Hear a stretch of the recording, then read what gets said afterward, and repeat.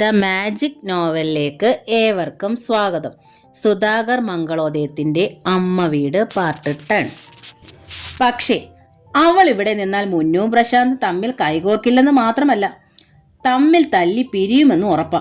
നല്ലൊരു വെപ്പുകാരിയെ മതിയെങ്കിൽ എൻ്റെ ഫ്രണ്ട് അംബിക അവരുടെ കൂടെ നിൽക്കണ മീനാക്ഷിയമ്മയെ എനിക്ക് തരാമെന്ന് പറഞ്ഞിട്ടുണ്ട്. അവരും പാലക്കാട്ടുകാരിയാ, എനിക്ക് നേരിട്ട് അറിയാവുന്നതുമാ. സ്ട്രിക്ട്ലി വെജിറ്റേറിയനുമാ. നമ്മുടെ കൂടെ നിന്ന് അത്യാവശ്യം കുരുട്ട് വേലകളൊക്കെ ചെയ്യാൻ പോന്ന സാമർത്ഥ്യക്കാരിയുമാ. ഈ ആഴ്ച റിട്ടയർ ചെയ്യുന്ന സ്ഥിതിക്ക് അംബിക ഭർത്താവിൻ്റെ തൃശ്ശൂരുള്ള തറവാട്ടിലേക്ക് പോവുക. അവിടെ അവർക്ക് 3-4 സെർവൻസ് ഉണ്ടത്രേ. അതുകൊണ്ട് ഈ തള്ളെ അവർക്ക് ആവശ്യമില്ല. അതാ നമുക്ക് തന്നേക്കാന്ന് വെച്ചതും. തള്ളയെന്ന് പറയുമ്പം തീരെ വയസ്സാണോ? വയസ്സുണ്ടെങ്കിലും നമ്മുടെ ഇരട്ടി ആരോഗ്യമുണ്ട്. എരിപൊരു സാമർത്ഥ്യവും കഴുത്തിന് ചുറ്റും നാവും. അത് അപകടമാവില്ലേ? ഞാൻ സഹിച്ചോളാം. ഒന്നാലോചിച്ചിട്ടാണ് നമ്പൂതിരിപ്പാട് ചിരിയോടെ തലയാട്ടിയത്. ഒക്കെ തൻ്റെ ഇഷ്ടം, പരാതിപ്പെടരുതെന്ന് മാത്രം. അപ്പോൾ സുമംഗല ടീച്ചർ രാജസുലോചനെ ഉപദേശിക്കുകയായിരുന്നു. ഇതുപോലൊരവസരം ഇനിയും നിന്റെ ജീവിതത്തിൽ ഉണ്ടാവില്ലേ മോളെ? ഒരു കുടുംബജീവിതത്തിന് വേണ്ടി പലരോടും യാചിച്ച കാര്യം നീ എൻ്റെ അടുത്ത് പറഞ്ഞിട്ടുണ്ട്. ഇപ്പോഴാ നിനക്ക് അനുഗ്രഹമുണ്ടായത്. അമ്മയെ കണ്ടതുകൊണ്ട് മാത്രമാ എനിക്ക് ഈ ഭാഗ്യം വന്നത്. എന്നാലും അമ്മയെ പിരിയണതോർക്കുമ്പോൾ സുലോചന ഏങ്ങി ഏങ്ങി കരഞ്ഞു. ഇന്നല്ലെങ്കിൽ നാളെ നമ്മൾ പിരിയണ്ടേ? എന്നും ഞാൻ ഉണ്ടാവില്ലല്ലോ. മാത്രമല്ല, ഒരു വിനാഴിക പോലും വൈകാതെ സമ്മതം പറഞ്ഞാലേ ഒരു കുഞ്ഞുണ്ടാവണ കാര്യം നിനക്ക് ആശിക്കാനാവൂ. ഇപ്പം തന്നെ വൈകിയെന്നറിയാലോ. കുഞ്ഞെന്ന പദം സുലോചനയിൽ ഒരു കോരിത്തരിപ്പ് ഉണർത്തി. തൻ്റെ ഇടവും താൻ പൊരുമയും എല്ലാം ആ മുഖത്തു നിന്നൊഴിഞ്ഞു. അവൾ ഒരു സാധു അമ്മയായി മാറി. ഗിരിജ എന്നോടിത് പറഞ്ഞപ്പോൾ തൊട്ട് എൻ്റെ ഏറ്റവും വലിയ ആശയായി മാറിയത്. നീ സമ്മതിക്കില്ലേ മോളെ? തൻ്റെ ഇരു കൈത്തലങ്ങളും ആ മുഖത്തോട് ചേർത്ത് പിടിച്ചു ടീച്ചർ. സമ്മതവാ. സുലോചന ഏങ്ങലടിച്ചു കരഞ്ഞു. എനിക്ക് സമ്മതവാ. ഈ കണ്ണീർ സന്തോഷക്കണ്ണീരാവട്ടെ കുട്ടി. സുലോചനയുടെ നെറ്റിയിൽ ചുണ്ടമർത്തി സുമംഗല ടീച്ചർ. മറ്റുള്ളവർക്ക് നീ വെറും ഒരു അടുക്കള ജോലിക്കാരിയാ. പക്ഷേ എനിക്കങ്ങനെയല്ല. എൻ്റെ ഉണ്ണിയോടൊപ്പം ഞാൻ ഇവിടേക്ക് വന്നപ്പോൾ എനിക്ക് സ്നേഹവും ആശ്രയവും തരേണ്ടവർ എങ്ങനെയാണ് എന്നോട് പെരുമാറിയെന്ന് സുലോചനയ്ക്ക് അറിയാലോ. അന്ന് തൻ്റെ ഇടമായി അവരോട് എതിരിട്ടോണ്ട് നീയാണ് എനിക്ക് അന്നവും ആശ്രയവും തന്നത്. നീ ഇവിടെ ഇല്ലായിരുന്നെങ്കിൽ എൻ്റെ അവസ്ഥ എന്താകുമായിരുന്നുവെന്ന് എനിക്ക് ഊഹിക്കാനേ കഴിയണില്ല. ഞാനില്ലായിരുന്നെങ്കിലും അമ്മയുടെ മകൻ അമ്മയ്ക്ക് പാഴ്സലായിട്ട് ആഹാരം കൊണ്ടുവരത്തില്ലായിരുന്നോ അമ്മ? പക്ഷേല് അമ്മയെ കണ്ടില്ലായിരുന്നെങ്കിൽ ഒന്നും വേണ്ട, എൻ്റെ കൈ പിടിച്ച ഒരാൾ വരാൻ മനസ്സ് കാട്ടിയില്ലേ? 10 ജന്മം ഞാൻ ആ കാൽച്ചോട്ടിൽ നായെപ്പോലെ കിടന്നോളാം. സുലോചന ഏങ്ങലടിച്ചു കരഞ്ഞു. ടീച്ചറുടെ കണ്ണുകളും നിറഞ്ഞു. ഈ മനോഭാവം എനിക്ക് തന്നത് ഈ അമ്മയാ. ഇല്ലായിരുന്നേൽ തൊട്ടതിനുമോ പിടിച്ചതിനുമൊക്കെ ആളുകളുമായി വഴക്കിട്ട് ഞാൻ ഇപ്പോഴും തോന്നിയതുപോലെ ജീവിച്ചേനെ. ആറ്റുകാലിൽ ഇടയ്ക്കിടയ്ക്ക് വരാറുള്ളൊരു സ്വാമി എൻ്റെ കൂടെ പറയുമായിരുന്നു, നല്ലോരോട് ചേർന്നാലേ നല്ലതാവത്തോളെന്ന്. ഇപ്പം എനിക്കത് ബോധ്യമായതാ. എൻ്റെ പെറ്റമ്മ പോലും എന്നെ മോളേന്ന് വിളിച്ചിട്ടില്ല. കുട്ടിക്കാലത്ത് പോലും എന്നെ ആരും കുട്ടിയെന്നും വിളിച്ചിട്ടില്ല. സുലോചന പിന്നെയും കരഞ്ഞു. മതി. ടീച്ചർ അവളുടെ ചുമലിൽ തട്ടി. സന്തോഷിക്കേണ്ട സമയത്ത് ഇനിയും ഇങ്ങനെ കരയണ്ട. കേശവൻ നായർ വരുമ്പോഴേക്കും തയ്യാറായി കാത്തിരുന്നാൽ മതി. എൻ്റെ പെൺമക്കൾ 2 പേരും വിദേശത്താ. വിദേശത്തേക്ക് പോകും മുമ്പ് കുടുംബ സ്വത്ത് മൊത്തം അവർ അനിയനായിട്ട് ഒഴിഞ്ഞു കൊടുത്തു. എന്തിനാണെന്നറിയാമോ?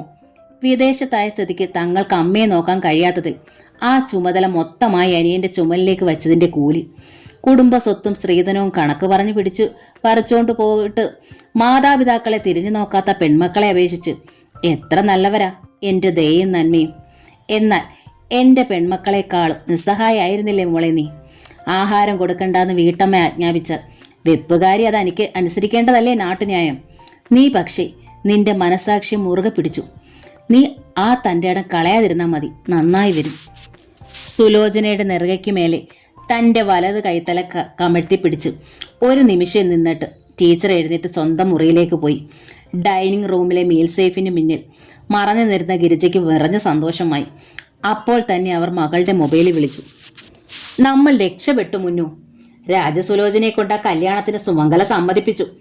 ഇനി പ്രശാന്ത് പുറത്തു പോയി കഴിഞ്ഞാൽ പിന്നെ സുമംഗലയ്ക്ക് ആരും ഉണ്ടാവില്ല ഒരു സഹായം. ഞാൻ ഇന്നലെ പറഞ്ഞില്ലായിരുന്നോ? ഈ സന്ദർഭം പ്രയോജനപ്പെടുത്തി നീ സുമംഗലയെ സ്നേഹത്തിൽ ചാലിച്ചെടുക്കണം. സുമംഗല പറഞ്ഞാൽ പ്രശാന്ത് അവൻ്റെ ഡിമാൻഡുകളൊക്കെ പിൻവലിക്കും. നിങ്ങൾ തമ്മിലുള്ള പിണക്കം തീരാനും അതേ ഉള്ളൂ കുട്ടി ഒരു വഴി. ഞാനിപ്പോൾ റൗണ്ട്സിനിറങ്ങിയതാ. വീട്ടിൽ വന്നിട്ട് സംസാരിക്കാം. ശ്രുതി കോൾ കട്ട് ചെയ്തു. ഫോൺ കോട്ടിൻ്റെ പോക്കറ്റിലിട്ടതും അവളുടെ മുന്നിൽ ഡോക്ടർ സുജിത്ത് വന്നു നിന്നു. നമ്മൾ തമ്മിൽ അഭിമുഖമായെന്ന് കണ്ടിട്ട് ഇപ്പം എത്ര ദിവസമായെന്ന് അറിയോ ശ്രുതിക്ക്? ശ്രുതിക്ക് മുഖത്ത് അനിഷ്ടമാണ് പ്രകടമായത്. നമ്മൾ അഭിമുഖമായി കണ്ടില്ലെങ്കിലും ഞാൻ മുടങ്ങാതെ ഹോസ്പിറ്റലിൽ എത്താറുണ്ട്. അതല്ലേ എൻ്റെ ഡ്യൂട്ടി. ഡ്യൂട്ടി മാത്രമല്ലല്ലോ ഡോക്ടർ ശ്രുതി മുൻപും ഹോസ്പിറ്റലിൽ വന്ന് ചെയ്തിരുന്നത്. ദിവസേന എൻ്റെ റൂമിൽ വരും. ദിവസം പലതവണ ഫോൺ ചെയ്യും. ലഞ്ചിന് വീട്ടിലേക്ക് ക്ഷണിക്കും. വരാത്തതിന് പരിഭവിക്കും. 2 തവണ ഞാൻ വന്നിട്ടുമുണ്ട്. ഹസ്ബൻഡുമായി അകൽച്ചയിലായതിനെക്കുറിച്ച് എൻ്റെ അടുത്ത് പറയുമായിരുന്നു. ഞാൻ തൻ്റെ പ്രയാസങ്ങൾ ഷെയറും ചെയ്യുമായിരുന്നു. സുജിത്ത് സംസാരം നിർത്തുന്നില്ലെന്ന് തോന്നിയപ്പോൾ ശ്രുതി മെല്ലെ നടക്കാൻ തുടങ്ങി. കൂടെ ഉണ്ടായിരുന്ന സിസ്റ്റർ 2 ഡോക്ടർമാരുടെ സ്വകാര്യ സംഭാഷണത്തെ മാനിച്ച് അല്പം അകന്നു മാറിയാണ് നടന്നിരുന്നത്. ഓക്കെ, ശരിയാണ് സുജിത്ത്, ശ്രുതി സമ്മതിച്ചു. സുജിത്ത് അല്ല, സുജിത്ത് തിരുത്തി. സുജി.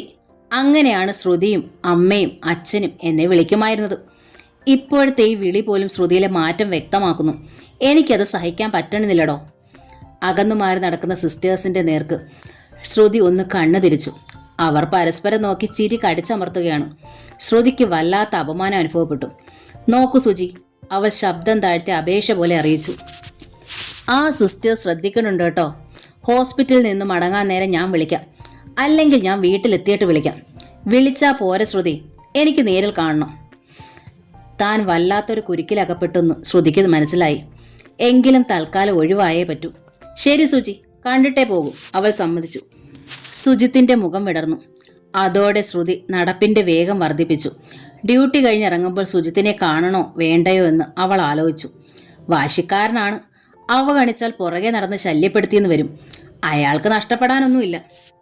ഈ ഹോസ്പിറ്റലിൽ തുടരാൻ ബുദ്ധിമുട്ടായാൽ റിസൈൻ ചെയ്ത് സ്റ്റേറ്റ്സിലേക്ക് മടങ്ങാം. അടുത്ത ബന്ധുക്കളെല്ലാം അവിടെയാണ്. സുജിത്തിനെ പിടിച്ചു നിർത്തുന്നതായി ഒന്നും കേരളത്തിലില്ല. തൻ്റെ അവസ്ഥ അതല്ല. അതുകൊണ്ട് മടങ്ങുമ്പോൾ റൂമിൽ ചെന്ന് അയാളെ കണ്ടു ശ്രുതി. നമുക്ക് ഒരുമിച്ചൊരു പുറത്തു പോയാലോ ശ്രുതി? സുജിത്ത് തിരക്കി. അയ്യോ സുജിത്ത്, എനിക്ക് പോണം. ഇപ്പോൾ തന്നെ പ്രശാന്ത് നല്ല അകൽച്ചയിലാണ്. സുജിയോടൊന്നിച്ചെങ്ങാൻ കണ്ടാൽ എന്ന് തുടങ്ങി ശ്രുതിക്ക് ഇങ്ങനൊരു ഭയം. പ്രശാന്ത് ശ്രുതിയിൽ നിന്നല്ലല്ലോ അകന്നത്. ശ്രുതി പ്രശാന്തിൽ നിന്നല്ലേ. വിവാഹമോചനത്തെക്കുറിച്ച് പോലും താൻ സംസാരിച്ചിരുന്നു. ഈർഷ്യ വന്നു സുജിത്തിൻ്റെ മുഖത്ത്. പ്രശാന്ത് അമ്മ ഇവിടേക്ക് കൂട്ടിക്കൊണ്ടു വന്നപ്പോഴുണ്ടായ ദേഷ്യത്തിലാണ് ഞാൻ അങ്ങനെയൊക്കെ ചെയ്തതും പറഞ്ഞതും. വിവാഹം കഴിഞ്ഞ് ഏതാണ്ട് 1 വർഷമായപ്പോഴേ നിങ്ങൾക്കിടയിൽ അകലം വന്നിരുന്നെന്നും താൻ പറഞ്ഞിട്ടുണ്ട്. ശരിയാണ്. എൻ്റെ മാതാപിതാക്കളെപ്പോലെയല്ല പ്രശാന്തിൻ്റെ അമ്മ. അതുകൊണ്ട് 2 തരത്തിലാണ് ഞങ്ങൾ വളർന്നത്. 2 തരം വ്യക്തികളായിട്ട്. സ്നേഹവും സംഗീതവും. പ്രശാന്തിന് വീക്ക്നെസ്സാണ്. 2നോടും എനിക്ക് പുച്ഛവും. പണമാണ് ഞങ്ങളുടെ ദീപം. പണം കൊടുത്ത് വാങ്ങാൻ കിട്ടുന്ന സർവ്വ ആധുനിക സുഖ സൗകര്യങ്ങളോടും തീരാത്ത ആർത്തിയും. ഈ 2ലും പ്രശാന്തിന് താല്പര്യമില്ല. അയാൾ കൈക്കൂലി വാങ്ങില്ല. അപ് ടു ഡേറ്റായി ഡ്രസ് ചെയ്യില്ല. ഇന്നത്തെ തരം വീട് വേണമെന്നില്ല. പുതിയ തരം കാറുകൾ വാങ്ങണമെന്നില്ല. പണം സേവ് ചെയ്യണമെന്നുമില്ല. പ്രശാന്തിൽ ഞാൻ കണ്ട കുറ്റങ്ങൾ ഇതൊക്കെയാണ്. ഇതൊക്കെ ഇപ്പോൾ ക്വാളിറ്റീസായി തനിക്ക് തോന്നിയിട്ടുണ്ടാവും. സുജിത്ത് തിരക്കി. മുഖം കുനിച്ച് നിന്നതേ ഉള്ളൂ ശ്രുതി. എനിക്ക് മനസ്സിലായി ശ്രുതി. സുജിത്ത് ചിറി കൂട്ടി. മധുവിധ കഴിഞ്ഞ ഘട്ടങ്ങളിൽ തന്നെ മടിപ്പിച്ച അയാളുടെ സ്വഭാവ രീതികൾ ഇപ്പോൾ ആകർഷിക്കുന്ന പ്രത്യേകതകളായി മാറിയിരിക്കും. ആൾ കൈവിട്ടു പോയി എന്ന് തോന്നി തുടങ്ങുമ്പോൾ. അതെ, സുജിത്തിൻ്റെ നേർക്ക് ശ്രുതി മുഖമുയർത്തി. സത്യം അത്. പ്രശാന്തിനെ ഞാൻ സ്നേഹിക്കുന്നുണ്ടെന്ന് ഇപ്പോഴാ എനിക്ക് ബോധ്യമായത്. എങ്കിൽ പിന്നെ എന്നെ പിടിച്ച് നിങ്ങൾക്കിടയിൽ നിർത്തിയത് എന്തിന്? അച്ഛൻ്റെ ഫ്രണ്ടിൻ്റെ മകൻ, ഒരേ ഹോസ്പിറ്റലിൽ ജോലി ചെയ്യുന്നവൻ. ഈ 2 പ്രത്യേകതകളെ ആദ്യം ഞാൻ സുജിത്തിൽ കണ്ടുള്ളൂ. സുജിത്ത് പക്ഷെ പരിചയപ്പെട്ടപ്പോൾ തൊട്ടേ വലിയ അടുപ്പം കാണിക്കാൻ തുടങ്ങി. പ്രശാന്തിനോട് ഉൾപ്പോര് തോന്നിയിരുന്ന സമയമായിരുന്നതുകൊണ്ട് എന്നെ അത് വല്ലാതെ സന്തോഷിപ്പിക്കുകയും ചെയ്തു. സുജിത്തിനെ എൻ്റെ ഒപ്പം കണ്ട ആദ്യ സന്ദർഭത്തിലെ പ്രശാന്ത് പിണക്കവും ദേഷ്യവും കാണിച്ചു. അതെന്നിൽ വാശിയുണ്ടാക്കി. പ്രശാന്തിനെ തോൽപ്പിക്കാൻ വേണ്ടിയാണ് ഞാൻ സുജിത്തിനോട് അടുപ്പം കാണിച്ചത്. ഞാനത് സ്നേഹമായി തെറ്റിദ്ധരിച്ചു. ഞാൻ വിഡ്ഢിയായി. സോറി സുജിത്ത്, ഞാൻ ആത്മാർത്ഥമായി ക്ഷമാപണം ചെയ്യുന്നു. അതുകൊണ്ട് എനിക്കെന്താണ് പ്രയോജനം? അമ്പരപ്പിൽ ശ്രുതി സുജിത്തിനെ നോക്കി. അതെ, സുജിത്ത് തലയാട്ടി. ഒന്ന് ക്ഷമാപണം ചെയ്തിട്ട് ശ്രുതി അകന്നുപോയി കഴിയുമ്പോഴുള്ള വിഷമവും നിരാശയും ഞാൻ തനിയെ സഹിക്കണ്ടേ? ഞാൻ പിന്നെ എന്തു വേണമെന്നാണ്? ശ്രുതിക്ക് വീർപ്പുമുട്ടൽ അനുഭവപ്പെട്ടു. ശ്രുതി ഉണ്ടാക്കിയ സങ്കടമാണ്. ശ്രുതി വേണം എന്നെ സാന്ത്വനിപ്പിക്കാൻ. എങ്ങനെ സാന്ത്വനിപ്പിക്കാനാ? ശ്രുതിയുടെ മുഖത്ത് വെറുപ്പ് പ്രകടമായി. ഞാൻ പറഞ്ഞല്ലോ, ഒരു വൺ ഡേ ടൂർ. പ്രശാന്ത് അറിയുന്നത് കൊണ്ട് തനിക്കിപ്പോൾ ബുദ്ധിമുട്ട് തോന്നുന്നുണ്ടെങ്കിൽ അതൊരു ഡേ ടൂർ ആക്കാം. രാവിലെ ഒരുമിച്ച് പോയി വൈകുന്നേരം മടങ്ങിയെത്താം.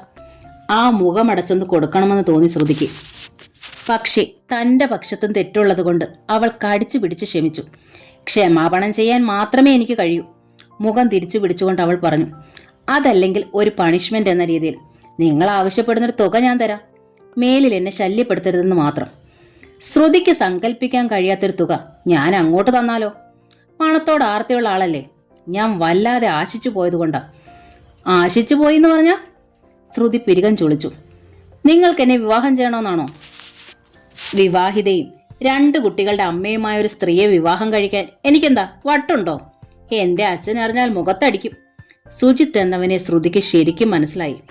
ആ മുഖത്തേക്ക് തീ പാറുന്നൊരു നോട്ടം അയച്ചിട്ട് അവൾ വെട്ടിത്തിരിഞ്ഞ് മുറിയുടെ പുറത്തേക്ക് കടന്നു. ഇനി എന്തൊക്കെ സംഭവിച്ചാലും ഇവനെ അഭിമുഖീകരിക്കുകയോ ആ കോൾ എടുക്കുകയില്ലെന്ന് മനസ്സിൽ പ്രതിജ്ഞ ചെയ്തു. ആ ഹോസ്പിറ്റലിലെ ജോലി ഉപേക്ഷിക്കേണ്ടി വന്നാൽ പോലും. ശ്രുതിലയയുടെ പോർച്ചിൽ കാർ ചെന്ന് നിന്ന് ശ്രുതി ഇറങ്ങിയപ്പോഴേക്കും തൊട്ടു പിന്നിലായി പ്രശാന്തിന്റെ വണ്ടിയും വന്നു നിന്നു. സാധാരണഗതിയിൽ ഓടി അകത്തേക്ക് പോകേണ്ടവളാണ് ശ്രുതി. പക്ഷേ കാറിൽ നിന്ന് പ്രശാന്ത് ഇറങ്ങാനായി അവൾ കാത്തുനിന്നു. പ്രശാന്ത് ഡോർ തുറന്ന് ശ്രുതിയുടെ നേർക്ക് ഒരു നോട്ടം പോലും തിരിക്കാതെ നേരെ അകത്തേക്ക് നടന്നു. പ്രശാന്ത്! ശ്രുതിയുടെ ചുണ്ടുകൾ വിറച്ചു. കണ്ണുകളിൽ ഈറൻ പനിച്ചു. വിളി കേട്ട് നിന്നെങ്കിലും തിരിഞ്ഞു നോക്കാത്തതിനാൽ പ്രശാന്തിന് ആ മുഖത്തെ മാറ്റം മനസ്സിലാക്കാനായില്ല. പ്രശാന്തിന്റെ ഡിമാൻഡ് ന്യായമാണ് കേട്ടോ, ശ്രുതി തുടർന്നു. ഒന്നുകിൽ പ്രശാന്തിന്റെ അച്ഛൻ ആ ഡിമാൻഡ് അനുസരിച്ചുള്ള മുഴുവൻ തുകയും തരണം, അല്ലെങ്കിൽ ഈ വീടിനും സ്ഥലത്തിനും തുല്യ അവകാശം നൽകണം. ഞാനത് അച്ഛൻ്റെ അടുത്ത് പറഞ്ഞിട്ടുണ്ട്. അവകാശമൊന്നും കിട്ടിയില്ലെങ്കിലും ഈ വീടിന് വേണ്ടി ഞാൻ ചെലവഴിച്ച പണം എനിക്ക് തിരികെ കിട്ടിയാൽ മതി. എൻ്റെ അമ്മയും മോനെയും കൊണ്ട് ഞാൻ എവിടേക്കെങ്കിലും പൊയ്ക്കോളാം. മനസ്സുകൊണ്ട് പിരിഞ്ഞവർ ഒരു വീട്ടിനുള്ളിൽ താമസിക്കുന്നതും ഇടയ്ക്കിടെ പരസ്പരം കാണണതും ഒട്ടും സുഖമുള്ള കാര്യമല്ല. 2 പേരുടെ മനസ്സ് മുഷിയും. ഇയാൾക്കാണെങ്കിൽ വിവാഹമോചനവും പുനർവിവാഹവും ഒക്കെ ആവശ്യമായി വരുമല്ലോ. ആ സമയത്തൊക്കെ ഒരു എത്തിൽ കണ്ണി ഇവിടെ കടിച്ചു തൂങ്ങേണ്ട കാര്യമില്ല. മുൻപൊരിക്കലും പ്രശാന്തിന്റെ വാക്കുകൾ ഇത്രമേൽ തന്നെ മുറിപ്പെടുത്തിയിട്ടില്ലെന്ന് ശ്രുതിക്ക് തോന്നി. തന്നിൽ നിന്ന് ഒരുപാട് അകലെയായിരിക്കുന്നു അയാൾ. 2 പേരും 2 ലോകത്താണെങ്കിൽ വേണമെങ്കിൽ പറയാം. അതിപ്പോൾ അവളെ വല്ലാതെ സങ്കടപ്പെടുത്തി. വിവാഹമോചനവും പുനർവിവാഹവും ഒക്കെ പ്രശാന്തിനും വേണ്ടി വരുമല്ലോ. എനിക്കതിൽ വിരോധമൊന്നുമില്ല. എനിക്ക് വിരോധമുണ്ട്, പ്രശാന്ത് പറഞ്ഞു. തൻ്റെ അത്ര അത്യാധുനിക മനസ്സല്ല എൻ്റേത്.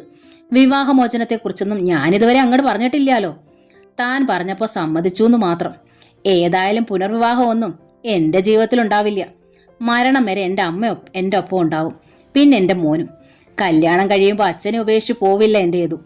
എൻ്റെ അമ്മ എനിക്ക് തന്ന കൾച്ചർ തന്നെയാണ് എൻ്റെ മോൻ എന്നിൽ നിന്ന് കിട്ടിയിരിക്കുന്നത്. എൻ്റെ മോൻ ഇഷ്ടപ്പെട്ടു കൊണ്ടുവരുന്ന പെണ്ണിനെ ഞാൻ സ്വന്തം മകളായി കാണാൻ എനിക്ക് കഴിയും. ഭാവിയെക്കുറിച്ച് എനിക്ക് അത്ര വലിയ അത്യാകാംക്ഷയൊന്നുമില്ല. സംസാരിച്ചുകൊണ്ട് നിൽക്കുമ്പോൾ പ്രശാന്തിന്റെ വലത് കൈവിരലുകളിൽ കാറിന്റെ ചാവിക്കൊപ്പം തൂങ്ങിക്കിടന്ന ക്യാരി ബാഗിലായിരുന്നു ശ്രുതിയുടെ ശ്രദ്ധ. തമ്പാനൂര് ഒരു പ്രസിദ്ധ വെജിറ്റേറിയൻ ഹോട്ടലിന്റെ പേര് അതിൽ പ്രിന്റ് ചെയ്തിരിക്കുന്നു. രാത്രിയിലേക്കുള്ള ഭക്ഷണം പാഴ്സലായി വാങ്ങിക്കൊണ്ട് വന്നിരിക്കുകയാണെന്ന് അവൾക്ക് മനസ്സിലായി. പ്രശാന്തിനും അമ്മയ്ക്കും യദുവിനുമുള്ളതാവും. അവിടെയും താൻ അന്യനായിരിക്കുന്നെന്ന് ശ്രുതിക്ക് മനസ്സിലായി. അകത്തു നിന്നും പുറത്തേക്ക് നിന്നും യഥേഷ്ടം തുറക്കാവുന്ന വാതിലാണ് ദാമ്പത്യത്തിൻ്റെതെന്ന് താൻ വിശ്വസിച്ചു. ഒരാവേശത്തിൽ വാതിൽ വലിച്ചു തുറന്ന് പുറത്തിറങ്ങിയപ്പോൾ തിരിച്ചു കയറാനാവാത്ത വിധം വളരെ പെട്ടെന്ന് അത് ലോക്ക്ഡ് ആയിരിക്കണം. യെസ്, ഒന്ന് തലയാട്ടിയിട്ട് പ്രശാന്ത് ക്യാരി ബാഗുമായി അകത്തേക്ക് നടന്നു. രാത്രി അയാളും അമ്മയും യദുവും ഒരുമിച്ചാണ് ആഹാരം കഴിക്കാനിരുന്നത്. പതിവ് ഞാലിപ്പൂവൻ പഴത്തിനൊപ്പം ഒരിഡലി കൂടി പ്രശാന്ത് നിർബന്ധിച്ച് അമ്മയുടെ പ്ലേറ്റിൽ വെച്ചു. യദുവിൻ്റെ ഇഷ്ടഭക്ഷണം മസാല ദോശയാണ്. അതിനുവേണ്ടി മാത്രമാണ് പ്രശാന്ത് ഹോട്ടലിൽ കയറിയതും. ഇതിലൊരെണ്ണം ഞാൻ ചേച്ചിക്ക് കൊണ്ടു കൊടുക്കട്ടെ അച്ഛേ? അവൻ പ്രശാന്തിനെ നോക്കി. അതിനെന്താ? പ്രശാന്ത് ചിരിച്ചു. അവൾ പക്ഷെ കഴിക്കുമോ? നിന്റെ അമ്മ കണ്ടാ വാങ്ങി വേസ്റ്റിലെറിയും. ഇന്നലെ അച്ചമ്മ തന്നയച്ചിട്ട് ഒരു മസാല ദോശ ഞാൻ ചേച്ചിക്ക് കൊണ്ടുപോയി കൊടുത്തു. ബാത്റൂമിൽ കയറിയുന്ന പാവം അത് കഴിച്ചത്. വേസ്റ്റ് ഞാൻ വാങ്ങിക്കൊണ്ടുപോയി ആരും കാണാതെ ഗ്രൗണ്ടിലെ ബോക്സിലിട്ടു. എങ്കിൽ കൊണ്ടു കൊടുത്തോളൂ, പ്രശാന്ത് തലയാട്ടി. പാഴ്സലുമായി യദു പക്ഷേ ലിഫ്റ്റിൽ നിന്ന് 2nd ഫ്ലോറിലേക്ക് ഇറങ്ങിയതും കോറിഡോറിൽ ശ്രുതി. തിരികെ ലിഫ്റ്റിൽ കയറാനായി അവൻ തിരിഞ്ഞതും അവൾ ശബ്ദമുയർത്തി. സ്റ്റോപ്പ്! യദു നിന്നുപോയി. ശ്രുതി നടന്ന് മകന്റെ അരികിലെത്തി പാഴ്സലിലേക്ക് കൈ ചൂണ്ടി. എന്തേത്? മസാൽ റോസ്റ്റ് ചേച്ചിക്കാ. അപ്പോൾ നിനക്കോ? റൂമിലുണ്ട്. എങ്കിൽ പോയിക്കോ. പാഴ്സൽ പിടിച്ചു വാങ്ങിക്കൊണ്ട് ശ്രുതി പറഞ്ഞു. യദു മടിച്ചു. പറഞ്ഞത് കേട്ടില്ലേ? ശ്രുതി കണ്ണുരുട്ടി. അവൻ തിരികെ ലിഫ്റ്റിൽ കടന്ന് ഡോർ അടച്ചു. കയ്യിൽ ഒരു പാഴ്സലുമായി വാതിൽ തുറന്ന അമ്മ സ്റ്റഡി റൂമിലേക്ക് വന്നപ്പോൾ ലേക്കും ഒന്നും മനസ്സിലായില്ല. അച്ഛ നിനക്കായി കൊടുത്തയച്ച മസാല റോസ്റ്റാ. നമുക്ക് ഷെയർ ചെയ്ത് കഴിച്ചാലോ? ശ്രുതി മകളെ നോക്കി. ആ ചോദ്യവും മുഖത്തെ പുഞ്ചിരിയും ലേക്ക് വിശ്വസിക്കാൻ പ്രയാസമായി. എന്നിട്ട് സന്തോഷം കൊണ്ട് ആ കണ്ണുകൾ തുളുമ്പി. ഏതു വന്ന് നടന്നതൊക്കെ അറിയിച്ചതും പ്രശാന്ത് ചിരിച്ചു. ആ മസാല വേസ്റ്റിൽ പോയി. തനിക്കായി പ്ലേറ്റിൽ എടുത്തു വെച്ചതും കഴിക്കാനാവാതെ ഏതു കവിളത്ത് കൈ താങ്ങിയിരുന്നു. ശ്രുതി അന്ന് ഉറങ്ങാനായി അമ്മയുടെ മുറിയിലെത്തിയത് ലയയും ഒന്നിച്ചാണ്. ഇതെന്തേ ഇന്ന് ഇവളെയും കൊണ്ട്? നമ്മൾ പറയണതല്ല അത് കേൾക്കണോ? ഗിരിജ ചോദിച്ചു. സാരയില്ലേ അമ്മേ, ശ്രുതി പറഞ്ഞു. വല്ലപ്പോഴുമെങ്കിലും അവൾ എൻ്റെ ഒപ്പം ഉറങ്ങിക്കോട്ടെ. അല്ലെങ്കിൽ ഏകാന്തതയും നിരാശ്രയത്വവും അനുഭവപ്പെട്ടാലോ? നിനക്കങ്ങനെ അനുഭവപ്പെട്ടിട്ടുണ്ടോ? എന്താ സംശയം? എൻ്റെ സ്വഭാവത്തിലെ കുഴപ്പങ്ങളൊക്കെ ഉണ്ടായത് അങ്ങനെയാ. കൂട്ടായ്മയിൽ ജീവിച്ചാലേ സഹജീവികളോട് സ്നേഹം തോന്നും. ആ സംസാരം ഒട്ടും ഇഷ്ടമായില്ലെങ്കിലും മറുപടിയൊന്നും പറഞ്ഞില്ല ഗിരിജ. മേശയുടെ ഡ്രോയിൽ തപ്പി ഒരു കത്തെടുത്തു. ശ്രുതിയുടെ മടിയിൽ വെക്കുക മാത്രം ചെയ്തു. പ്രശാന്തിന്റെ കെയർ ഓഫ് വെച്ച് ശ്രുതിലെ അഡ്രസ്സിൽ വന്ന സുമംഗല അന്തർജനത്തിന്റെ ഒരു കത്തായിരുന്നു അത്. ഇതെന്തിനാ എനിക്ക്? ശ്രുതി തിരക്കി. നിന്റെ നമ്പൂതിരിയുടെ അമ്മയ്ക്ക് വന്ന പ്രണയലേഖനമാ. പ്രണയലേഖനമോ? ശ്രുതിയുടെ മിഴികൾ വിടർന്നു. മഞ്ഞിന്റെ ആർദ്രതയും നിലാവിന്റെ കുളിർമയും സന്ധ്യയുടെ അനവധ്യ ശാന്തതയും ഒരുമിച്ച് എൻ്റെ സ്നേഹത്തിനെന്ന് എഴുതിയാൽ എന്താ മനസ്സിലാക്കേണ്ടത്? കുറച്ച് വായിച്ചപ്പോൾ മനസ്സിലായി അവളൊരു മലയാളം BA വിദ്യാർത്ഥിയാണെന്ന്. ഏതായാലും സുമംഗല വായിച്ചറിയാനായി എഴുതിയതായിരിക്കണില്ല. പ്രശാന്തിന്റെ കയ്യിലല്ലേ ആദ്യം ഈ കത്ത് കിട്ടൂ. അവനെ വശീകരിക്കാനുള്ള മന്ത്രമായത്. ഇന്ന് പോസ്റ്റിൽ വന്നതായത്. അല്ല, ഇന്നലെ. എടുത്തു വച്ചിട്ട് നിന്റെ കയ്യിൽ തരാൻ ഞാൻ മറന്നു. പ്രശാന്തിന് ചിറ്റലശ്ശേരിൽ ഒരു പെൺകുട്ടിയുണ്ടെന്ന് ഒരിക്കൽ കേട്ടതാണല്ലോ.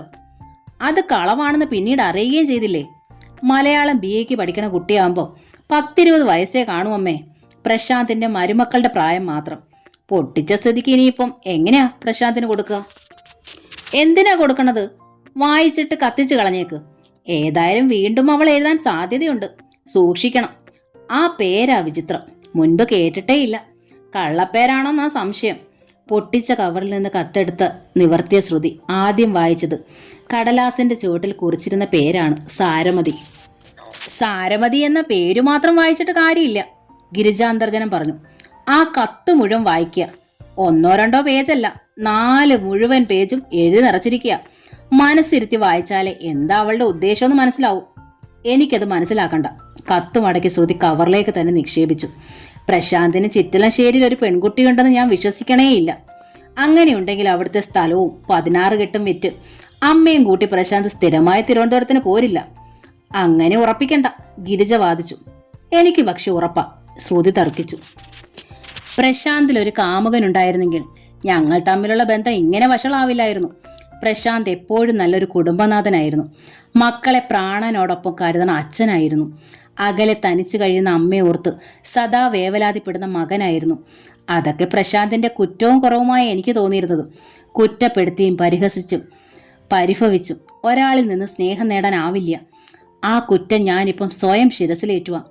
അത് കൊള്ളാം, ഗിരിജ മൂക്കിൽ വിരൽ ചേർത്തു. കേട്ടില്ലയോ? ഇതാ അമ്മയുടെ സ്ഥിതി. ഞാൻ പ്രശാന്തുമായി കോംപ്രമൈസ് ആവരുത്. എന്നാൽ കോംപ്രമൈസ് ഭാവിച്ച് അയാളെ കാൽ ചുവട്ടിൽ തളച്ചിടുകയും വേണം. ഒറ്റ മോളുള്ള മിക്ക അമ്മമാരും ഇങ്ങനെയാണെന്ന് എനിക്കറിയാം. അമ്മ അച്ഛനെ സംശയിക്കുന്നത് പോലെ പ്രശാന്തിനെ ഞാനും സംശയിക്കാനുള്ള പരിശീലനമാണ് എനിക്ക് തന്നത്. അച്ഛൻ പക്ഷെ ഒരു പഠിച്ച കള്ളനായതുകൊണ്ട് അമ്മ വരച്ച വരയിൽ നിൽക്കുന്നതായി ഭാവിച്ചുകൊണ്ട് അമ്മയെ സുഖമായി പറ്റിച്ചു. പ്രശാന്ത് പക്ഷേ ശുദ്ധനും നല്ലവനുമായതുകൊണ്ട് എന്നിൽ നിന്ന് അകന്നുപോയി. കുറ്റസമ്മതം നടത്തിയാലും പ്രശാന്ത് ഒരു കോംപ്രമൈസിന് തയ്യാറാവൂ എന്നെനിക്ക് സംശയമുണ്ട്. അത്രമാത്രം പ്രശാന്തിനെ ഞാൻ ദ്രോഹിച്ചു, പ്രത്യേകിച്ചും ആ അമ്മയുടെ കാര്യത്തിൽ. എങ്കിൽ നീ പോയി അവരുടെയും കാല് പിടിക്ക്. നിനക്കിപ്പോൾ നിന്റെ ജീവിതമാണല്ലോ വലുത്. എൻ്റെ ജീവിതം മാത്രമല്ല, എൻ്റെ കുട്ടികളുടെയും ജീവിതം. ലയെ പിടിച്ച് കിടക്കയിലേക്ക് കിടത്തിയിട്ട് ശ്രുതിയും കിടന്നു. പുതപ്പ് വലിച്ച് രണ്ടുപേരുടെയും കഴുത്ത് വരെ മൂടി. ഗിരിജയിൽ നിന്ന് പിന്നെ ശബ്ദമൊന്നും വന്നില്ല. കണ്ണുകൾ പൂട്ടി വെച്ചിരുന്നതിനാൽ അവർ എന്താണ് ചെയ്യുന്നതെന്ന് ശ്രുതിക്ക് മനസ്സിലായില്ല. വെളുപ്പിന് ജോഗിങ്ങിന്റെ സമയത്ത് അവൾ കണ്ടു പ്രശാന്തിന്റെ കാർ പുറത്തേക്ക് ഒഴുകുന്നു. അമ്മയും മകനും കൊച്ചുമകനും ശ്രീപത്മനാഭനെ തൊഴണത് പതിവാക്കിയിരിക്കാം. രാവിലെ ബ്രേക്ക്ഫാസ്റ്റ് കഴിക്കുമ്പോൾ ദാമോദരൻ നമ്പൂതിരി ശ്രുതിയോട് തിരക്കി, ആ പഞ്ചലോക വിഗ്രഹം എന്തേ? ഡ്രോയിങ് റൂമിലെ ഗ്ലാസ് കേക്ക് അത് അവരുടെ കുടുംബദേവതയാണെന്നാ സുമംഗല പറയണത്. മുന്നും പ്രശാന്തൻ ഡൈവോഴ്സിന് മുറുകി നിൽക്കുമ്പോൾ കമ്പൽ ചെയ്യാൻ ഇവിടെ ആർക്കും അവകാശമില്ലല്ലോ. മുന്നു, ഡൈവോഴ്സിനെ കുറിച്ചൊന്നും നീ ഇപ്പം ചിന്തിക്കുകയേ വേണ്ട. നമ്പൂതിരി വീണ്ടും മകളെ അഭിമുഖീകരിച്ചു.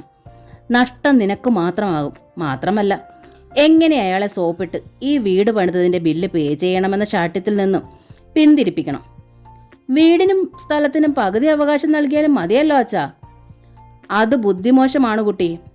അവകാശം കൊടുത്താൽ സുമംഗല ഇവിടെ സ്ഥിരതാമസമാവും. അവരെ കാണാൻ അമേരിക്കയിലും ഗൾഫിലുമുള്ള പെൺമക്കളും എത്തിയെന്ന് വരാം. അത് നമ്മുടെ സ്വകാര്യതയെ ബാധിക്കും. ആ സമയത്ത് അച്ഛനും അമ്മയ്ക്കും വട്ടിയൂർക്കാവിലെ വീട്ടിലേക്ക് പോകാമല്ലോ. അതും നടക്കില്ല. ആ വീട് പണയപ്പെടുത്തി ഞാൻ കുറേ പണം ലോൺ എടുത്തിട്ടുണ്ട്. അതടച്ചു തീർക്കണമെങ്കിൽ ആ വീട് ഉടനെ വിൽക്കേണ്ടി വരും. ശ്രുതി ഞെട്ടലിൽ ഒരു നിമിഷം അച്ഛനെ തന്നെ നോക്കിയിരുന്നു. പിന്നെ അമ്മയുടെ നേർക്ക് തിരിഞ്ഞു. ഗിരിജയുടെ മുഖത്തും അമ്പരപ്പായിരുന്നു. ഈ വിവരം ഇതുവരെ നിങ്ങൾ എൻ്റെ അടുത്ത് പറഞ്ഞില്ലല്ലോ. അവർ നമ്പൂതിരിയെ നോക്കി. അങ്ങനെ എല്ലാ കാര്യങ്ങളും അപ്പപ്പോൾ പെണ്ണുങ്ങളെ ബോധിപ്പിക്കാനാവില്ല ഗിരിജ. കഴിഞ്ഞ് എൻ്റെ 3 വർക്കുകൾ നഷ്ടമായിരുന്നു എന്ന് തനിക്കറിയാമല്ലോ. അതുകൊണ്ടാണ് പ്രശാന്ത് വീട് പണിതതിൻ്റെ ബില്ല് ആവശ്യപ്പെട്ടപ്പോൾ ഞാൻ പതറിയത്. എനിക്ക് പക്ഷേ ആ പതർച്ചയുമില്ല, ഗിരിജ അറിയിച്ചു. പാലക്കാട്ടെ എൻ്റെ ഷെയർ വിറ്റുകൊണ്ടുവന്ന 1 കോടി കഴിഞ്ഞ വർക്കിന് വേണ്ടി ഞാൻ നിങ്ങൾക്ക് ലോൺ തന്നിരുന്നത് ഓർമ്മയുണ്ടല്ലോ. അത് മാത്രം എനിക്കിങ്ങ് തിരിച്ചു തന്നാൽ മതി. പ്രശാന്തിൻ്റെ ബിൽ പേ ചെയ്തിട്ട് സുമംഗലെ ഞാനിവിടുന്ന് ഒഴിവാക്കും. ആ സ്ത്രീയോടൊപ്പം എനിക്ക് ഈ വീട്ടിൽ താമസിക്കാൻ പറ്റില്ല. ദാമോദരൻ നമ്പൂതിരി വ്യസനത്തിലൊന്ന് ചിരിച്ചു. തൻ്റെ ഷെയർ വിറ്റുകൊണ്ടുവന്ന ആ 1 കോടി കൊടുത്താണ് ഗിരിജ നമ്മൾ ഈ സ്ഥലം വാങ്ങിയത്. അല്ലാതെ എൻ്റെ കയ്യിൽ എവിടുന്നാണ് പണം? ഭയങ്കരമായൊരു നടുക്കത്തിൽ ഗിരിജ കണ്ണുകൾ മിഴിച്ചു. പിന്നെ മുന്നിലെ പ്ലേറ്റ് തള്ളി എറിഞ്ഞിട്ട് കസേരയിൽ നിന്ന് എഴുന്നേറ്റു. ചതി, അങ്ങേയറ്റത്തെ ചതി. എൻ്റെ പണം എടുത്ത് ചെലവഴിക്കും മുമ്പ് എന്നോടൊരു വാക്ക് ചോദിക്കണമായിരുന്നു. ഈ സ്ഥലം നമുക്ക് എങ്ങനെ സ്വന്തമാക്കണമെന്നും ഇവിടെ ഒരു രമ്യഹർമ്മ്യം പണിയണമെന്നും താൻ തന്നെയാണ് എൻ്റെ അടുത്ത് പറഞ്ഞത്. അതിന് ചെലവാക്കാൻ എൻ്റെ ഷെയർ മാത്രമേ ഉള്ളോ? കോടികളുടെ കോൺട്രാക്റ്റ് നടത്തുന്ന നിങ്ങളുടെ സമ്പാദ്യമെല്ലാം എവിടെ പോയി? നിങ്ങളുടെ പരസ്ത്രീ ബന്ധത്തെപ്പറ്റി പല ഫ്രണ്ട്സും എൻ്റെ അടുത്ത് പറഞ്ഞിരുന്നു. വിവാഹിതയും അമ്മയും ഉന്നത ഉദ്യോഗസ്ഥയുമായൊരു മകളുള്ളതാണല്ലോ എന്ന് കരുതി ഞാനതെല്ലാം കടിച്ചിറക്കി. ഈ സിറ്റിയിൽ തന്നെ നിങ്ങൾക്ക് 2 വെപ്പാട്ടിമാരുണ്ടെന്നും ഒരു സ്ത്രീ സംഘടനയുടെ പ്രധാന ഭാരവാഹി ഈ അടുത്ത് എൻ്റെ അടുത്ത് പറഞ്ഞിരുന്നു. അപ്പം മുതലാ നിങ്ങളുടെ സമ്പാദ്യം എവിടേക്കോ ചോരുന്നെന്ന് എനിക്ക് സംശയം തോന്നി തുടങ്ങിയത്. ഇനി ഞാൻ വിടില്ല. നഷ്ടപ്പെട്ടതെല്ലാം നിങ്ങളെ കൊണ്ട് ഞാൻ തിരികെ വെപ്പിക്കും. വെട്ടിത്തിരിഞ്ഞ് ഗിരിജ വാഷ് ബേസിനിൽ നേർക്കോടി. 4-5 നിമിഷങ്ങളോളം അപരാധിയെ പോലെ മുഖം കുനിച്ചിരുന്ന ശേഷം നമ്പൂതിരിപ്പാട് മെല്ലെ കണ്ണുകളുയർത്തി മകളെ നോക്കി. ശ്രുതിയും അച്ഛനെ തന്നെ നോക്കിയിരിക്കുകയായിരുന്നു. പ്രഷറും ഷുഗറും ഹാർട്ട് അറ്റാക്കും അടക്കം നിരവധി കംപ്ലയിൻസ് ഉള്ള ഒരു വയസ്സിനെ കുറിച്ചാണ് മോളെ നിന്റെ അമ്മ ഈ അസംബന്ധങ്ങളൊക്കെ പറഞ്ഞത്. കോൺട്രാക്റ്റ് രംഗത്തെ വമ്പന്മാരോട് പോലും പയറ്റി നിന്നവനാ ഞാൻ. പ്രായവും രോഗവും ബാധിച്ചാൽ തോൽക്കാതെ തരമുണ്ടോ? അപ്പം പുലഫ്യം പറഞ്ഞിട്ടെന്താ? അച്ഛനോട് സ്നേഹമുണ്ടെങ്കിൽ നീ പ്രശാന്തുമായി കോംപ്രമൈസ് ആവണം. അയാളുടെ ഡിമാൻഡ്സ് പിൻവലിപ്പിക്കണം. പ്രശാന്തുമായി മാത്രമല്ല, ആ അമ്മയുമായി കോംപ്രമൈസ് ആവാൻ ഞാൻ തയ്യാറാച്ചാ. പക്ഷേ അത് പ്രശാന്തിനെ കൊണ്ട് ഡിമാൻഡ്സ് പിൻവലിപ്പിക്കാനാവില്ലെന്ന് മാത്രം. സ്നേഹത്തിന് വേണ്ടി ആരുടെ മുമ്പിൽ ഞാൻ തോക്കാം, പക്ഷേ കാര്യസാധ്യത്തിന് വേണ്ടി അത് ചെയ്യില്ല. ശ്രുതിയും മേശ വിട്ട് എഴുന്നേറ്റു. ഡൈനിങ് റൂം ഒഴിഞ്ഞതും രാജസുലോചന ചെന്ന് സുമംഗല ടീച്ചറെ വിളിച്ചുകൊണ്ട് വന്നു. ഇനി എത്ര നാൾ എനിക്കിങ്ങനെ വിളമ്പിത്തരാൻ കഴിയുമെന്നാ അറിയാത്തത്. അവൾ നെടുവീർപ്പയച്ചു. ടീച്ചർ മന്ദഹസിച്ചു. വിളമ്പി തന്നില്ലേലും നീ എവിടെയും സുഖമായി കഴിയണമെന്നുണ്ടെന്ന് അറിഞ്ഞാൽ മതി. എനിക്ക് പുറത്തും കോളിംഗ് ബെൽ മുഴങ്ങുന്ന സൗണ്ട് കേട്ട അത് നിന്നെ കാണാനായി കേശവൻ നായരാണോന്നറിയാൻ ഞാനിപ്പോൾ ജനാല വഴി എത്തി നോക്കാറുണ്ട്. അയാൾ വന്നാൽ ഏറ്റവും അടുത്ത മുഹൂർത്തം കുറിക്കാൻ ഞാൻ പറയും. നിനക്കുള്ള കല്യാണ സാരി എടുത്തു തരണമെന്ന് ഞാൻ എൻ്റെ ഉണ്ണിയോട് പറഞ്ഞിട്ടുണ്ട്. നിനക്കുള്ള ആഭരണങ്ങളും ഞാൻ സൂക്ഷിച്ചു വെച്ചിട്ടുണ്ട്. അയ്യോ അമ്മ, സുലോചന കരയാൻ തുടങ്ങി. സുലോചനയ്ക്ക് അതൊന്നും വേണ്ട കേട്ടോ, ഈ സ്നേഹം മാത്രം മതി. ആ, ടീച്ചർ ഒരു പുഞ്ചിരി നുണഞ്ഞു. ആദ്യം കേശവൻ നായർ വരട്ടെ, എന്നിട്ട് നമുക്ക് തീരുമാനിക്കാം. പ്രാതൽ കഴിഞ്ഞ് ടീച്ചർ കൈ കഴുകിക്കൊണ്ടിരുന്നപ്പോൾ തന്നെ പുറത്ത് കോളിംഗ് ബെൽ മുഴങ്ങി. ഗിരിജയാണ് ചെന്ന് വാതിൽ തുറന്നത്. കുടയും ബാഗും കക്ഷത്തിലടക്കി വായിൽ കൈ പൊത്തി വിനയത്തോടെ നിൽക്കുകയായിരുന്നു കേശവൻ നായർ. എന്തേ ഇത്ര വൈകിയത്? ഞാൻ വിചാരിച്ചത് പിറ്റേന്ന് തന്നെ ഇയാൾ വരുമെന്നാ. എന്തേ? ഒറ്റക്കാലൻ അളിയന് വീട്ടുവേലക്കാരി വേണ്ടെന്നായോ? വേണ്ടെന്ന് വെച്ചാൽ കേശവൻ നായർ പിന്നെ ഈ വഴി വരുത്തില്ലല്ലോ ടീച്ചറെ. നിങ്ങൾക്കൊക്കെ സമ്മതമാണെങ്കിൽ കല്യാണത്തിനൊരു മുഹൂർത്തം കൂടി കണ്ടുവച്ചേക്കാമെന്ന് കരുതി താമസിച്ചതാ. അപ്പോഴാ ജോത്സ്യര് പറയുന്നത് മറ്റന്നാളിൽ നല്ലൊരു 1-ാം ക്ലാസ് മുഹൂർത്തം ഉണ്ടെന്നും. എല്ലാവർക്കും സമ്മതമാണെങ്കിൽ ആറ്റുകാലമ്മയുടെ തിരുമുമ്പിൽ വെച്ച് നടത്തിക്കോളാമെന്ന് ഞാനും സരോജിനിയും കൂടെ അങ്ങ് നേർന്നു. മറ്റന്നാളാണ് മുഹൂർത്തമെങ്കിൽ ഇന്നേ അവളെ കൊണ്ടുപോകണ്ടേ? ഞങ്ങൾക്ക് സമ്മതമാണ് കേട്ടോ. അവൾ സമ്മതിക്കുമെന്നേ എനിക്കറിയേണ്ടതുള്ളൂ. മറ്റന്നാളത്തെ മുഹൂർത്തത്തിന് അന്ന് രാവിലെ കൊണ്ടുപോയാലും മതി ടീച്ചറെ. 10-നാ സമയം. ഞങ്ങൾ 8-ന് വന്ന് കൊണ്ടുപോയിക്കോളാം. അവളെ കൊണ്ടുപോകുമ്പം ടീച്ചർക്കൊരു പുതിയ വെപ്പുകാരിയെ കൂടി അറേഞ്ച് ചെയ്ത് തരാതെ പറ്റത്തില്ലല്ലോ. ഇനി കേശവൻ നായർ അറേഞ്ച് ചെയ്ത് തരുന്ന വെപ്പുകാരികളെ എനിക്ക് വേണ്ട. ഗിരിജ തുറന്നടിച്ചു. ഇവളെ ഇപ്പോൾ കൊണ്ടുപോകുമെന്ന് ഉറപ്പിച്ച് പറഞ്ഞ 1 മണിക്കൂറിന് മുമ്പേ പുതിയ ആളിങ് എത്തിക്കോളും. അതൊക്കെ ഞാൻ സ്വന്തമായി അറേഞ്ച് ചെയ്തിട്ടുണ്ട്. എങ്കിൽ സന്തോഷം. കേശവൻ നായർ തൊഴുതു. ഇപ്പോൾ അയാളുടെ മുഖത്തും നേരിയൊരു തൻ്റെടവും പരിഹാസവും പ്രകടമായിരുന്നു. മറ്റന്നാൾ രാവിലെ 8-ന് ഞാനും സരോജിനിയും കൂടി വന്ന് അവളെ കൂട്ടിക്കൊണ്ടു പോയിക്കോളാം. അവൾക്ക് കൊടുക്കാനുള്ളതൊക്കെ അവിടെ കൈ കൊടുത്തയച്ചാൽ മതി. മറ്റന്നാൾ രാവിലെ 8 മണിക്ക് കല്യാണസാരിയും ആഭരണങ്ങളൊക്കെ അണിയിച്ച് ഞങ്ങൾ അവളെ ആറ്റുകാൽ കൊണ്ടുവന്നാക്കിയാലും മതിയോ? ഗിരിജയുടെ പിന്നിൽ നിന്ന് സുമംഗല ടീച്ചർ ആരാഞ്ഞു. ഗിരിജ ഞെട്ടലോടെ തിരിഞ്ഞു നോക്കി. കേശവൻ നായർക്കാണെങ്കിൽ മുന്നിലെത്തിയ ഐശ്വര്യവതിയായ സ്ത്രീ ആരാണെന്ന് പോലും മനസ്സിലായില്ല. ആ മുഖത്തെ അമ്പരപ്പ് കണ്ട് അവജ്ഞയിലൊന്ന് ചെറി കൂട്ടി കൊണ്ട് ഗിരിജ വെളിപ്പെടുത്തി. സുലോചനയുടെ ഇവിടുത്തെ അമ്മയായത്. ഇവർ പറഞ്ഞാൽ ഞാൻ അപ്പുറമില്ല സുലുവിന്. ആ പാവം സ്ത്രീയെ കളിയാക്കിയത് കേശവൻ നായർക്ക് ഇഷ്ടമായില്ല. ഈ വീടുമായുള്ള ബന്ധം അവസാനിക്കാൻ പോണ സ്ഥിതിക്ക് കണക്കിനൊരു മറുപടി കൊടുക്കണമെന്ന് അയാൾക്ക് തോന്നി. മനസ്സിലായി ടീച്ചറെ. ഈ അമ്മയെ ഓടിക്കാനല്ലയോ സുലോചനയെ ടീച്ചർ വിളിച്ചു വരുത്തിയത്? ഒടുക്കം ഈ അമ്മച്ചിയുടെ നല്ല സ്വഭാവത്തിൽ അവൾ മെരുങ്ങിപ്പോയി കാണും. അതാ കഴിഞ്ഞ തവണ വന്നപ്പോൾ ഞാൻ പറഞ്ഞത്, നല്ലവരോട് നല്ല രീതിയിൽ നിൽക്കാനും അവൾക്കറിയാമെന്ന്. ഗിരിജ വല്ലാതെ വിളറി. ഉത്തരമില്ലാതെ പതറുകയും ചെയ്തു. ആട്ടെ അമ്മച്ചി. കേശവൻ നായർ മെല്ലെ സുമംഗല ടീച്ചറുടെ നേർക്ക് തിരിഞ്ഞു. കല്യാണസാരി ആഭരണങ്ങളുമൊക്കെ അണിയിച്ച് സുലോചനയെ ആറ്റുകാലിൽ കൊണ്ടുവരാമെന്ന് പറഞ്ഞല്ലോ. അപ്പം സാരി ആഭരണങ്ങളുമൊക്കെ ഞങ്ങൾ തലേന്നിങ്ങ് കൊണ്ടുവരണ്ടായോ? വേണ്ട. ടീച്ചർ പുഞ്ചിരിച്ചു. അവൾക്കുള്ള സാരി ആഭരണങ്ങളുമൊക്കെ ഞാൻ കരുതിയിട്ടുണ്ട്. കേശവൻ നായർ അറിയാതെ തൊഴുതുപോയി. എന്നിട്ട് കേട്ടില്ലേ എന്ന ഭാവത്തിൽ ഗിരിജ ഒന്ന് നോക്കി.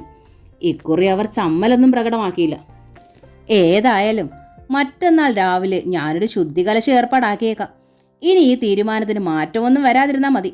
സുമംഗലേട്ടത്തിക്ക് പണ്ട് നമ്പൂതിരി വാങ്ങിക്കൊടുത്ത മടക്കുകൾ പിഞ്ഞിയ കോവൈപ്പട്ട് വല്ലതും പെട്ടിയിലിരിക്കണുണ്ടാവും. അതുമൊക്കെ ഉടുപ്പിച്ച് കൊളുത്തുപട്ടിയ 1.5 പവൻ്റെയോ 2 പവൻ്റെയോ വല്ല ഗോതമ്പ് മാലയോ ഇലഞ്ഞിപ്പൂത്തക്കയോ കഴുത്തിലും ഇടിച്ച് 8 കഴിയുമ്പോൾ വല്ല ഓട്ടോറിക്ഷയിലും പറഞ്ഞയക്കുമായിരിക്കും ആറ്റുകാലിലേക്ക്. കാറിലൊന്നും കൊണ്ടുവരാൻ പോണില്ല. കാരണം 7:30 ഓഫീസിൽ പോകേണ്ട ആളാ പ്രശാന്ത്. ഓട്ടോറിക്ഷയിലോ ലൈൻ ബസ്സിലോ ആയാലും അയക്കാമെന്ന് പറയാനുള്ള മനസ്സ് കാണിച്ചല്ലോ ടീച്ചർ ഈ അമ്മച്ചി. കേശവൻ നായർ ചോദിച്ചു. ആ മനസ്ഥിതിയെ തൊഴണ്ടായോ നമ്മൾ? ഇയാൾ തൊഴുവോ നമസ്കരിക്കുവോ എന്താച്ചാ ചെയ്തോളൂ. അവളെ കൂടി ഞാനിങ്ങോട്ട് പറഞ്ഞയച്ചേക്കാം. പക്ഷെ മറ്റന്നാൾ 8 മണി കഴിഞ്ഞ് അവൾ ഇവിടെ ഉണ്ടാവരുതെന്ന് മാത്രം. ഗിരിജ വെട്ടിത്തിരിഞ്ഞ് അകത്തേക്ക് പോയി. ഉച്ച തിരിഞ്ഞ് മകൾ എത്തിയപ്പോൾ അവർ അറിയിച്ചു. മറ്റന്നാൾ 8 മണി കഴിയുന്നതോടെ രാജസുലോചനയെ കൊണ്ടുള്ള ശല്യം തീരൂട്ടോ മോളെ. നമുക്കതോടെ മീനാക്ഷിയമ്മയെ കിട്ടും. അവരുടെ സാമ്പാറിൻ്റെ വാസന അടിച്ചാൽ മതി വായിൽ വെള്ളമൂറും. സുമംഗലയുടെ കാര്യം ഞാനൊന്ന് സൂചിപ്പിച്ചിട്ടുണ്ട്. ഞാനങ്ങ് വരട്ടെ ടീച്ചറെ എന്നാ അവരുടെ ഫോണിലുള്ള അറിയിപ്പ്. പാട്ടിലാലിയണ തരമൊന്നും അല്ല ആ സ്ത്രീ. TV പോലും കാണില്ല. ഏത് സമയവും നമശിവായ ജപിച്ചുകൊണ്ട് നടന്നോളും. വയസ്സായ തള്ളയായതുകൊണ്ട് നിന്റെ അച്ഛനെ സൂക്ഷിക്കുകയും വേണ്ട. ശ്രുതി ഒരക്ഷരവും മറുപടി പറഞ്ഞില്ല. വൈകുന്നേരം മകൻ ഓഫീസിൽ നിന്ന് വന്നപ്പോൾ സുമംഗല ടീച്ചർ അറിയിച്ചത് മറ്റൊന്നാണ്. ഉണ്ണി, നാളെ തന്നെ നീ സുലോചനയ്ക്ക് കല്യാണത്തിനൊടുക്കാൻ ഒരു പട്ടുസാരി വാങ്ങണം. 1-ാം തരം വേണ്ട, പക്ഷെ തീരെ കുറയാനും പാടില്ല. കല്യാണം കഴിഞ്ഞാലും അവൾ കൊടുത്തോണ്ട് നടക്കാൻ പറ്റണേ ഒന്ന്. രാവിലെ തന്നെ വാങ്ങിയ വൈകിട്ടത്തേക്ക് ബ്ലൗസ് തയ്ച്ച് കിട്ടും. പിന്നെ എൻ്റെ കയ്യിൽ സ്വർണ്ണമായി ബാക്കിയുള്ളത് ഒരു നാഗപടത്താലിയും മാങ്ങാമാലയും 2 ചതുരവളയുമാണ്. ചിറ്റിലശ്ശേരിയുള്ള ആർക്കേലും കൊടുക്കാമെന്ന് വെച്ചതാ ഞാനത്. പക്ഷെ ആരും വാങ്ങിയില്ല. സുലോചനയ്ക്ക് കൊടുത്താ ഈ സമയത്ത് അത് ഉപകാരമാവും. നീ അതൊന്ന് പോളിഷ് ചെയ്യിച്ചുകൊണ്ട് വരണം. എല്ലാം കൊടുത്താ അമ്മയ്ക്കൊന്നും ഇല്ലാതാവില്ലേ? എനിക്ക് കഴുത്തിൽ കിടക്കണമെന്നുണ്ടല്ലോ, അത് മതി. പുതിയ കുട്ടികളൊക്കെ 916ൻ്റെ ആളുകളാ. അപ്പോൾ പിന്നെ ഈ പഴയ സ്വർണം സൂക്ഷിക്കുന്നത് എന്തിനാ? ഒക്കെ അമ്മയുടെ ഇഷ്ടം. പൂമുഖ കോലായുടെ ഗ്രില്ലിനപ്പുറത്ത് നിന്നുള്ള ആ സംഭാഷണം നൈറ്റ് ഡ്യൂട്ടിക്കായി ഹോസ്പിറ്റലിലേക്ക് പോകാനിറങ്ങിയ ശ്രുതിയുടെ കാതിലും എത്തി. അവൾ സിറ്റൗട്ടിലേക്ക് കാലെടുത്ത് വെച്ചതും പ്രശാന്ത് തിരിഞ്ഞ് സ്വന്തം മുറിയിലേക്ക് നടന്നു. ഒരു വാക്ക് സംസാരിക്കണമെന്നുണ്ടായിരുന്നു ശ്രുതിക്ക്. ഒരിക്കൽ നിഴലായി ഏതു നേരവും തൻ്റെ പിന്നാലെ ഉണ്ടായിരുന്ന ആളിൽ നിന്നാണ് ഇപ്പോൾ ഒരു മൊഴി കേൾക്കാൻ വെമ്പൽ. ആ മുഖത്ത് കാണണതോ തികഞ്ഞ അവഗണനയും അവജ്ഞയും. വിഷമം അടക്കി ഒരു നിമിഷം നിന്നിട്ട് അവൾ തിരിഞ്ഞ് സുമംഗല ടീച്ചറെ നോക്കി ഒന്നും മന്ദഹസിച്ചു. ടീച്ചർക്കത് വിശ്വസിക്കാനായില്ല. ഒരു പൂവ് വിരിയും പോലെയാണ് ആ മുഖത്ത് പുഞ്ചിരി വിടർന്നത്. ഇന്ന് നൈറ്റാ ഇല്ലേ? അതെ. ശ്രുതി നടന്ന ആ അരികിലെത്തി. അമ്മ എന്നും വെളുപ്പിന് പത്മനാഭസ്വാമി ക്ഷേത്രത്തിൽ പോകാറുണ്ടോ? ഉവ്. ആ മുഖത്ത് വലിയ കൗതുകമായി. എന്തേ മോളെ ചോദിച്ചത്? ഒരു ദിവസം എന്നെ കൂടി കൊണ്ടുപോകാമെന്ന് അറിയാനാ. ഈശ്വര! ടീച്ചറിൽ ഒരു കോരിത്തരിപ്പുണർന്നു. ഇരു കൈകൾ നീട്ടി അവർ മരുമകളുടെ കവിളിൽ തഴുകി. മോൾക്ക് ഇങ്ങനെ ഒരു ആഗ്രഹം തോന്നിയത് അമ്മയുടെ മുജ്ജന്മ സുഹൃത. നൈറ്റ് കഴിഞ്ഞ് മോള് വരുമ്പോൾ നേരം പുലരില്ലേ? അതുകൊണ്ട് നാളെ പറ്റില്ല. മറ്റന്നാൾ സുലോചനയുടെ കല്യാണവുമാ. അത് കഴിഞ്ഞ് മതിയമ്മേ. പടികളിറങ്ങി ശ്രുതി കാറിനടുത്തേക്ക് പോയി. ശ്രുതിയിലെ മാറ്റത്തെക്കുറിച്ച് അപ്പോൾ തന്നെ ടീച്ചർ മകനോട് പറഞ്ഞു. ഇതാ അച്ഛൻ്റെ അമ്മയുടെയും 18ാമത്തെ അടവാണമ്മേ. ഞാൻ എൻ്റെ കേസ് പിൻവലിക്കാനായി മകളെ മോഹിനി രൂപത്തിൽ അയച്ചതാ. അവൾ ഈ വേഷം കെട്ടിയതോടെ അവളോടുണ്ടായിരുന്ന എൻ്റെ മതിപ്പ് പോലും നഷ്ടമായി. ഇനി എൻ്റെ മനസ്സിൽ പോലുമില്ല ആ വ്യക്തി. പിന്നല്ലേ ഒരുമിച്ച് അമ്പലത്തിലേക്ക്. മോനെ! എന്ത് പറയണമെന്നറിയാതെ ടീച്ചർ വിഷമിച്ചു. എൻ്റെ അമ്മയെ ദ്രോഹിച്ചത് പോലും ഞാൻ പൊറുക്കാം. പ്രശാന്ത് കിതച്ചു. പക്ഷേ ഭർത്താവിൻ്റെ മുഖത്ത് തുപ്പിയിട്ട് മറ്റൊരുവൻ്റെ ഒപ്പം പോയവളെ പ്രശാന്തിന് ഇനി തിരികെ വേണ്ട. സുധാകർ മംഗളോദയത്തിൻ്റെ അമ്മ വീട് എന്ന നോവലിൻ്റെ ഈ ഭാഗം ഇവിടെ പൂർണ്ണമാവുകയാണ്. ഈ നോവൽ നിങ്ങൾക്ക് ഇഷ്ടമായെങ്കിൽ സബ്സ്ക്രൈബ് ചെയ്യാതാണ് നിങ്ങളിത് കാണുന്നതെങ്കിൽ പ്ലീസ് ഒന്ന് സബ്സ്ക്രൈബ് ചെയ്യണേ. താങ്ക്